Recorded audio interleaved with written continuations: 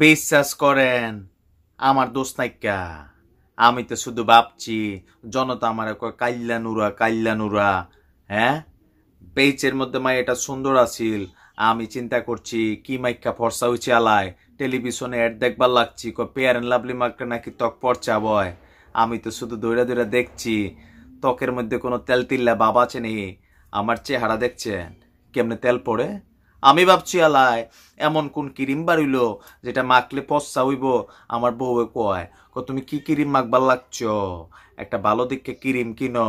আমি তো আসলে সেই কারণে ছাত্রীর গালে ধরে দেখছি যে কি ময়েশ্চারাইজার নাকি ময়েশ্চারাইজার চারা। বিশ্বাস হয় নাই কে?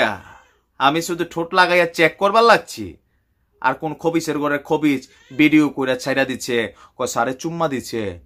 ভিডিও করছে কেটা? আমার দোষ হইছে? এখন তো হগলতে কইব যে আমি লুচ্চামি করছি এলায়, কিন্তু বিশ্বাস করেন আমি লুচ্চামি করি নাই। আমাকে পরিকল্পিতভাবে পাসাই দেওয়া হয়েছে। বাসায় প্ল্যান করিয়া আমারে পাসাই দিচ্ছে, গোপনে কাউরি দিয়ে ভিডিও করাইছে। বিশ্বাস করেন ভাই আমি শুধু ক্রিম টেস্ট করবার লাগছি, আমার কোনো দোষ নাই। কে কার্ডার স্টাইলে মানে আমি শতভাগ শিওর যে ভিডিওটা যখন ভাইরাল হচ্ছে এখন এই টিচারে যদি আপনি জিজ্ঞেস করেন তিনি এরকম কাছাকাছি কোনো ধরনের একটা স্টেটমেন্ট অথবা বক্তব্য এই ভিডিও নিয়ে দিবে, কারণ এটাই বাংলাদেশের ট্রেন্ড বা কালচার যে পরিকল্পিত ভাবে হয়তো তাকে ফাঁসানো হয়েছে। আসলে মুসলিমের বউ কি বলে এই নিয়ে। যাই হোক, দুষ্টামি করলাম দর্শক।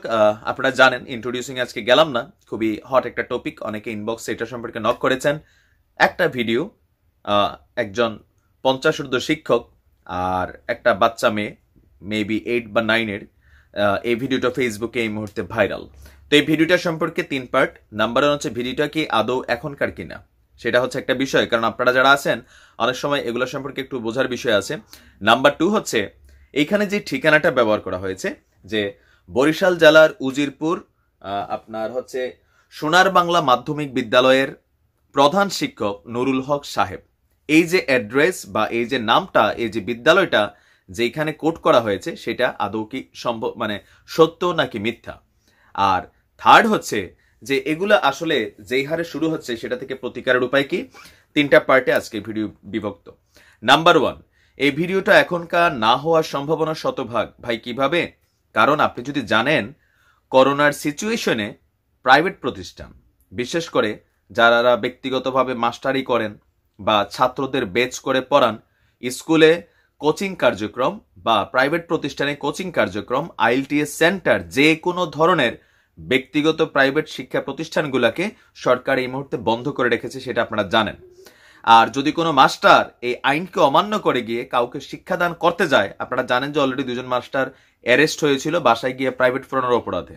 সো সেইখান থেকে আমরা বুঝতে পারি যে ভিডিওটা এখনকার না, কারণ এখন কোথাও কোনো স্কুলে এই মুহূর্তে মাস্ক ছাড়া অথবা এই ধরনের ছাত্রছাত্রী জনসমাগম করে প্রাইভেট পড়ানোর কোনো সিস্টেম নাই। তার মানে হচ্ছে ভিডিওটা এখনকার না, হয়তো আজ থেকে 3-4 মাস আগের অথবা 6 মাস আগের কোনো না কোনো কারণে স্যারের দুর্ভাগ্য আর এই ছাত্রীটির দুর্ভাগ্য যে ভিডিওটা আসলে কোথাও না কোথাও চলে আসছে। এখন দ্বিতীয় হচ্ছে যে আপনার বিদ্যালয়ের নাম এবং ঠিকানা। ফেসবুকে অনেক সময় আপনার নানান ধরনের ভিডিও আসে, আপনার স্ক্রিনে যে শিক্ষক এবং যে ছাত্রীকে দেখছেন এটা আপনি হলফ করে বলতে পারেন না কোনো একটা পেজ, কোনো একটা গ্রুপ, কোনো একটা জায়গা থেকে এইটা পোস্ট করা হয়েছে।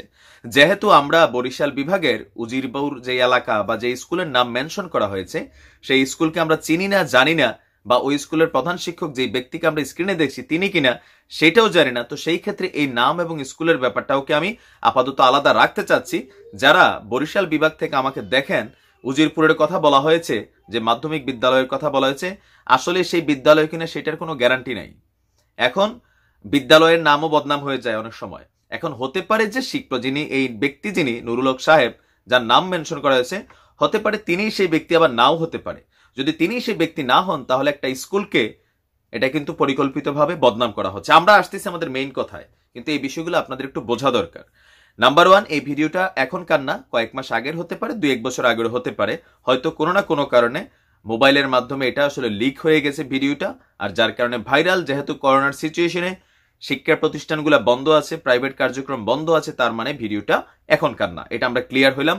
আর স্কুলের নামের ব্যাপারটা উদ্দেশ্য প্রণোদিত ভাবে যদি হয়ে থাকে, সেটার ক্ষেত্রে কোন পেজ থেকে এটাকে প্রথম আপলোড দেওয়া হয়েছে, আর এই স্কুলের নাম কেন মেনশন করা হয়েছে, বা যেই ব্যক্তির নাম প্রধান শিক্ষক হিসেবে দেখানো হয়েছে এই ভিডিওতে তিনি কিনা, সেটাতে যদি ভুলভ্রান্তি তথ্য থাকে তাহলেও সেটা আইসিটি ডিপার্টমেন্টের উচিত নজরদারি করা। এটা হচ্ছে আমাদের জায়গা থেকে, কারণ হুট করে আমরা অনেক কিছুতেই মানে অনেক প্রতিষ্ঠান, অনেক মানুষ বদনাম হয়।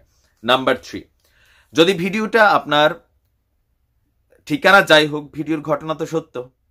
এখন এই শিক্ষকের ব্যাপারে আসলে কি সিদ্ধান্ত নেবেন? শিক্ষকের ব্যাপারে সিদ্ধান্ত নেবার আগে ছাত্রীর ব্যাপারে একটু সিদ্ধান্ত নেওয়া দরকার।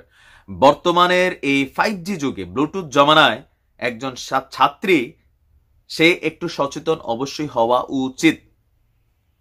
আমার ছাত্রীকে দেখে মনে হয় নাই ব্লুটুথ গার্ল, খুব কিউট একটা মেয়ে, সে নিশ্চয়ই বুড়া বেটাকে ওনার সাথে আসলে সে মজা নিতে যায় নাই। সকালের ভিডিওতে যেটা দেখছি, আমি দেখাইছি, সেটা হচ্ছে আলাদা। বাট এখানে ছাত্রীরা অনেক সময় হয় কি, যেমন আমরা যখন স্কুলে পড়তাম, স্যারে হয়তো ডাক দিয়ে কাঁধে একটা থাপ্পড় দিত, গাল একটা থাপ্পড় দিত। আমাদের সময় শিক্ষকদের বিষয়টা ছিল আন্তরিকতা, ভালোবাসা। কিন্তু এখনকার মাস্টাররা গলা ডলি সিপা সিপিতে বোঝাই যায় না কোনটা ভালোবাসার, কোনটা স্যারের মনের খায়েশ। তো ছাত্রীরা তো নিশ্চয়ই একটু বোঝা উচিত যে একটা শিক্ষক এইভাবে ধৈরা টিপাটিপি করে না, সেই ক্ষেত্রে প্রতিবাদ করা উচিত। প্রয়োজনে পায়ের স্যান্ডেল খুইলা শিক্ষকের গালে চটাস করে থাপড় দেওয়া উচিত। জোতা মেরে শিক্ষকের দাঁত ভেঙে দিবে তোমরা। এটা করা উচিত, এটা শতভাগ করা উচিত। আমাদের বোনদের সচেতন থাকতে হবে। শিক্ষক তিনি শিক্ষাগুরু, তিনি শিক্ষা দিবেন, তার মানে এই না যে তিনি শরীরে হাত দিবেন। যদি এমন কোন শিক্ষক করে, জুতা খুইলা মারো।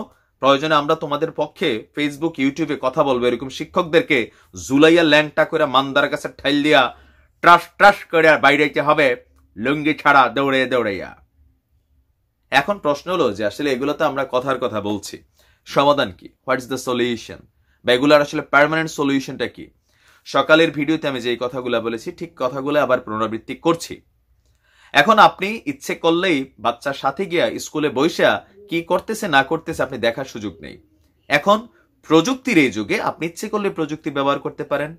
প্রথমত, সমাধান নাম্বার 1, বাংলাদেশ শিক্ষা মন্ত্রণালয় থেকে, শিক্ষা বোর্ড থেকে একটা প্রজ্ঞাপন জারি করতে হবে টোটাল বাংলাদেশের সবকটা শিক্ষা প্রতিষ্ঠান, মাধ্যমিক, উচ্চ মাধ্যমিক, প্রাইমারি, প্রাইভেট প্রতিষ্ঠান, কোচিং প্রতিষ্ঠান, IELTS সেন্টার, যেইখানে ছেলে এবং মেয়েদের যৌথ সমাগমের সুযোগ হয়। আমি সকালেও বলছি, এটা সরকারি আইন করে যে কোনো স্কুল করতে হলে সেটা করতে হবে। স্কুল কমিটি করুক বা সরকারি ভাবে যাক বা প্রাইভেট প্রতিষ্ঠানগুলা, তারা এগুলা করতে হবে। আর তাদেরই কার্যক্রমের একটা মনিটরিং অংশ স্কুলের বহিরাংশে একটা বড় স্ক্রিন দিয়ে দিতে হবে। কেন? কোথায় কি হচ্ছে আমার বাচ্চা, আমি স্কুলে ঢুইকা সিসিটিভি দেখার সময় নাই। প্রত্যেকটা স্কুলের সামনে 100 ইঞ্চি একটা LED টিভি লাগাইয়া সেখানে স্ক্রিনে ফুটেজে রানিং লাইভ চলবে যে কি হচ্ছে। প্রত্যেকটা যেগুলা বাসার মধ্যে টিচাররা প্রাইভেট পড়ান এই ঘটনার মতন বেচ করে, সেইখানে প্রত্যেকটা জায়গায় সিসিটিভি থাকতে হবে। একজন গার্জিয়ান যেন বাহিরে বসেই দেখে।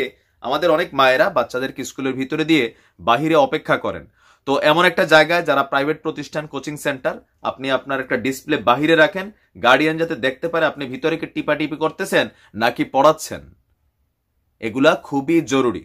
আর গার্ডিয়ানদের পক্ষ থেকে, এটা হচ্ছে সরকারের পক্ষ থেকে এটা রুলস করতে হবে, যারা মানে নয়তো জরিমানা। আর আপনি গার্ডিয়ান হিসেবে আপনার বাচ্চা আপনি যেখানে পড়াইতে চান, যেখানে আপনারা সবাই পড়ান, সেইখানে শিক্ষকের কাছে আপনারা আবদার রাখবেন যে স্যার আপনি শতভাগ সিসিটিভি লাগাইতে হবে আপনার বাসার মধ্যে, যে রুমে পড়ান, আমরা যেন বিষয়গুলো নজরদারির মধ্যে রাখতে পারি। রাখা উচিত, শতভাগ রাখা উচিত। কারণ একটা অকারেন্স ঘটলে, এই মেয়েটা যে ভাইরাল হইলো, বাট তারপরও তারও দোষ আছে। বাচ্চা মানুষ হয়তো বোঝে হোক না বোঝে হোক, কিন্তু শিক্ষক যিনি, তিনি কিন্তু বুঝে করছেন।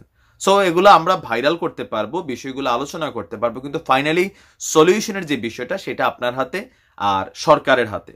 সরকার চাইলেই সম্ভব শুধুমাত্র টয়লেটগুলা ছাড়া প্রত্যেকটা স্কুলের চিপা চাপা অলি গলি সব জায়গায় সিসিটিভি ফুটেজ শতভাগ বাধ্যতামূলক, একদম নার্সারি, কিন্ডারগার্টেন লেভেল থেকে ইভেন মাদ্রাসা শিক্ষা প্রতিষ্ঠানগুলোতেও।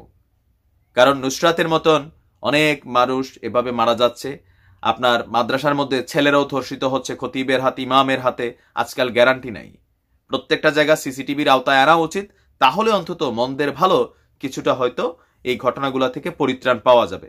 আর এই শিক্ষকের ব্যাপারে কোন স্কুলের কোন শিক্ষক সেটা ফাইন্ড আউট করে আইন তো নিজের হাতে তুলে নেওয়া যাবে না, তবে আইন শৃঙ্খলা বাহিনীর উচিত তাদের উপস্থিতিতে জনতারা আসলে একটু ঝাল মেটানোর সুযোগ দেওয়া।